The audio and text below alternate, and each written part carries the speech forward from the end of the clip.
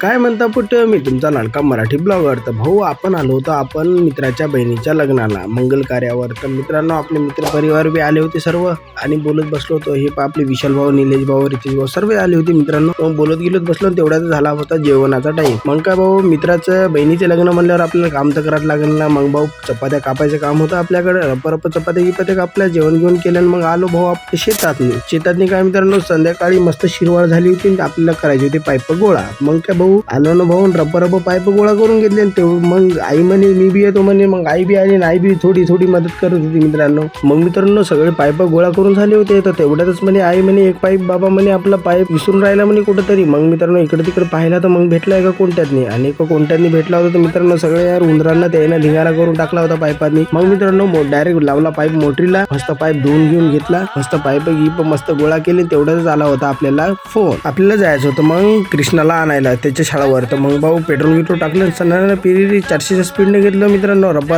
पळत नेला. आणि तुमच्या वहिनीला बी घेतलं होतं मित्रांनो. ती मांगा आहे कारण ती म्हणते मला व्हिडिओ मध्ये घेऊ नका. तर मग मित्रांनो तेवढ्याच आलो होतो आपण कृष्णाच्या शाळेवर. हे बघू शकता तुम्ही टकली गेलेली आहे. त्यानं काय मित्राची तोपर्यंत टोपी दे म्हणे फाटकी टोपी घातलेली होती मित्रांनो. मग भाऊ झाली होती रात्र. तेवढ्याच आले होते आपल्या रतनदीप भाऊचा मामाचा मुलगा. तर भाऊ म्हणे मी खूप मोठा फॅन आहे म्हणे तुमचा. मी म्हणलं धन्यवाद.